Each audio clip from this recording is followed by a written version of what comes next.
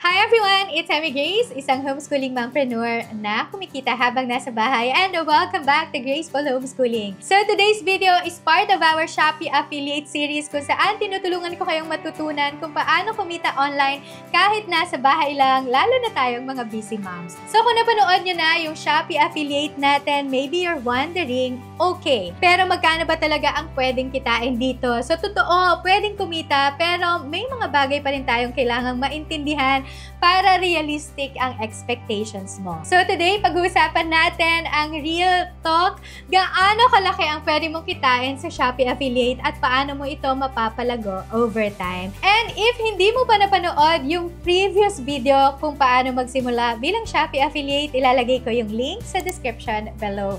Panoorin mo muna yon para mas tuloy-tuloy ang learning mo. So first things first, para maintindihan natin ang possible income sa Shopee Affiliate, kailangan malinaw muna ang commission system nila. So pag-usapan natin ito. So sa Shopee Affiliate Program, ang commission rate mo ay usually between 3% hanggang 10%. Depende kung anong category ang product na ipopromote mo. Hindi lahat ng produkto pare-pareho ang commission. So may mga category na mataas ang commission, may mga category naman na mababa. So for example, kung electronics like cellphone, gadgets, usually nasa 3% lang ang commission. Pero kung fashion, accessories, home and living, beauty products, pwedeng umabot ng 7% to 10%. So here's a sample computation. Let's say may product ka na worth 1,000 pesos. Kung nasa 5%, ang commission nito, 50 pesos agad ang commission mo kapag may bumili through your affiliate link. Quick tip, always be mindful kung anong category ang pinopromote mo. Kung ang goal mo ay mas malaking commission, mas maganda kung mag-focus ka sa categories na may higher commission rates like beauty, home essentials, or fashion. At kahit maliit ang percentage minsan, remember kapag consistent ka sa pag-share and marami kang napapaklik at napapabili, lalaki din ang total commissions mo over time. So now, alam na natin ang commission rates, pero magkano ba talaga yung kikitain natin? Depende sa effort natin. Let's break it down kasi may mga bagay na nakakaapekto sa kung gaano kalaki ang kinikita ng isang Shopee affiliate. Number 1 ay product price. So yung unang factor ay yung presyo talaga ng produkto na nire-recommend mo. So simple lang ang logic nito. So mas mahal ang product, mas mataas ang commission in peso value. So example, nagbenta ka ng 3,000 pesos na air fryer with 5% commission, 150 pesos agad ang kita mo. Pero hindi ibig sabihin, laging high ticket ang ipopromote mo. Mas mabilis pa rin mabenta ang mga abot kayang produkto tulad ng mga 100 to 300 pesos.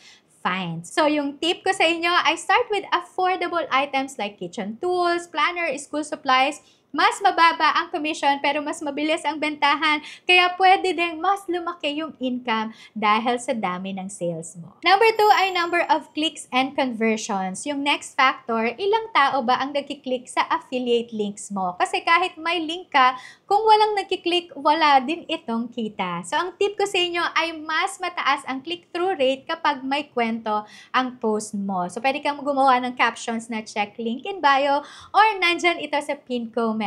Use engaging visuals, kahit simpleng video, basta authentic. At hindi lang clicks ang mahalaga. Kailangan din bumili sila within 7 days after clicking your link para counted sa commission mo. So, kung 100 clicks ka pero walang bumili, 0 pa rin yun. Kaya importante ang content na may kwento at value. Number 3 ay timing. So, seasonality matters also. So, merong certain times of the year na mas mataas ang buying behavior ng mga tao. So, example nito, kapag Christmas, di ba? Christmas season, lahat naghahanap ng mga pangregalo, kitchen tools, mga home decor. Pag back to school naman, mga planners, pens, bags, homeschool supplies. Pag summer naman, mga travel bags, outdoor items, water bottles, and mga gadgets. So, kung gusto mong i-level up ang kita mo, align mo lang yung mga content mo with seasons and needs. So, ang tip ko sa inyo ay gumawa kayo ng themed content. So, like for example, top 5 Christmas gifts under 300 pesos,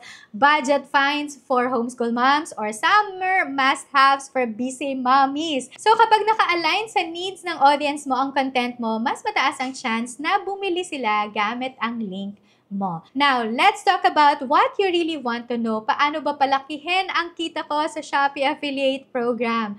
May good news ako sa inyo. Hindi fixed ang income mo dito. Pwedeng-pwede mo itong i-grow over time. para lang siyang plant, di ba, na kailangan mong diligan at ng consistent effort. So, eto yung mga best practices na ginagawa ko bilang isang Shopee affiliate. Number 1, I promote regularly. Huwag yung isang post lang tapos hihintayin mo na ang miracles. The truth is, the more often people see your links, the more chances na may mag-click at bumili. So, ang tip ko sa inyo, kahit simple content lang, unboxing, short review, kwento style, kung ginagawa mo ito 2 to 3 times a week, consistent na yan. So, here's an example of a schedule na pwede mo din gawin. Monday ay mag-post ka ng tip or review. Pag Wednesday naman ay mga reels or shorts. Pag Friday ay reminder or haul. So, this kind of rhythm builds awareness and trust. Number 2, I build an audience. Ang akala ng iba, kailangan ng 10,000 followers agad. Hindi totoo yan.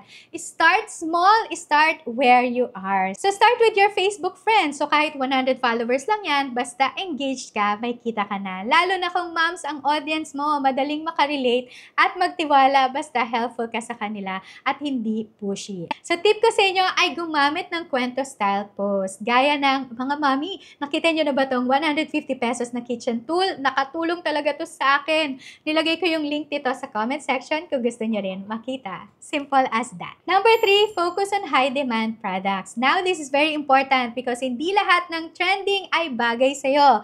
Ang tanong, ano ang laging hinahanap ng kapwa mo, moms? Ito ang ilan sa mga laging mabenta. Organizers for small spaces, printable planners or journals, mga kitchen tools for, let's say, meal preparations, ganyan. Homeschool and school supplies like flashcards, notebooks, or workbooks. So, yan yung mga hinahanap nila. So, yung tip ko sa inyo dito, observe what's trending sa Shopee app mismo, yung top picks or bestsellers. So, kung align naman ito sa audience mo, jump in agad. Bonus tip ko sa inyo ay mag-reuse at mag-repurpose. So, kung may content ka na dati, balikan mo lang ito, i-post mo ulit, pero in a different format. Yung Shopee affiliate ay parang planting ito. Hindi mo agad makukuha ang bunga sa unang araw, but if you keep on sowing small seeds today, consistent posting, authentic sharing, in a few months, you will have a harvest. So now you know, hindi instant ang kita sa Shopee affiliate, pero kung sisimulan mo ngayon at magiging consistent, lalaki siya over time. Now, kung gusto mong matuto pa kung paano palaguin ang online income mo habang stay at home ka, comment grow sa comment section. And don't forget to like, share, and subscribe para sa more beginner-friendly business tips. And always remember, your small steps today will create your big impact tomorrow. Thanks everyone. I'll see you around. Bye!